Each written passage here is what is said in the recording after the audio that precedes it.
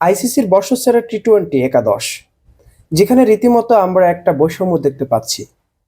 বিশেষ করে ভারতের টি-টোয়েন্টি, আপনার আইসিসির বর্ষসেরা টি-টোয়েন্টিতে ভারতের বেশিরভাগ প্লেয়ারই সেখানে নেওয়া হয়েছে এবং আইসিসির এই বর্ষসেরা টি-টোয়েন্টি দলের ভারতের দাপট দেখে রীতিমতো সবাই অবাক যে এটা কি আইসিসির বর্ষসেরা টি-টোয়েন্টি একাদশ নাকি ভারতের একাদশ।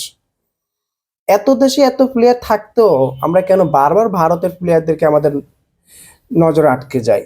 মূল কারণটা কি? এখানে আসলে কি দুর্নীতি করা হয়েছে নাকি কোনো কিছু আছে? সেখানে প্রাথমিকভাবে সর্বশেষ টি-টোয়েন্টি বিশ্বকাপ ঘরে তুলেছে ভারত এবং টি-টোয়েন্টি বছরটা দারুণ গেছে ভারতের।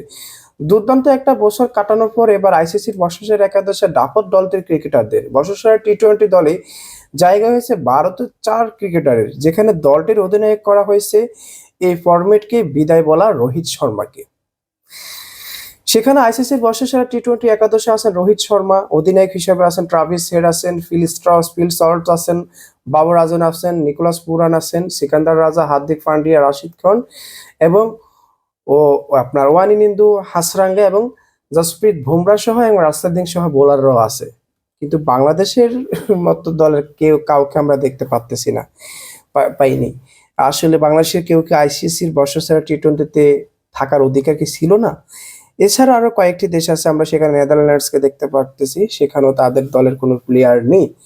মানে টি-টোয়েন্টিতে একাদশটাকে তারা এমনভাবে সাজিয়েছে, পুরো ভারতের একাই 4 জন নিয়ে নিয়েছে। তো আর বাকি দেশগুলোর কোথায় থেকে তারা জায়গা করে দেবে?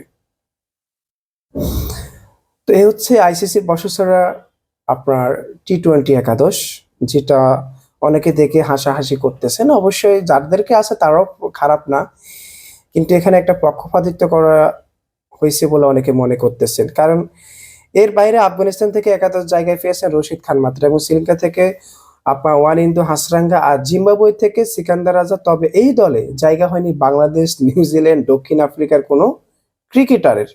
নিউজিল্যান্ডের মতো দলের কোনো প্লেয়াররাই এই একাদশে জায়গা হয়নি, বাংলাদেশ তো বাদে দিলাম। আর দক্ষিণ আফ্রিকার কোনো ক্রিকেটারও এখানে জায়গা হয়নি। দক্ষিণ আফ্রিকা কিন্তু আপনার দক্ষিণ আফ্রিকা এখানে আপনার পুরা কোয়ার্টার ফাইনাল খেলে রানার আপ হয়েছেন, তাদেরও কোনো প্লেয়ারের এখানে জায়গা হয়নি। এটা হচ্ছে আইসিসির শোকে আপনার টি-টোয়েন্টি একাদশ, মনে হয় যে ভারতের একাদশ।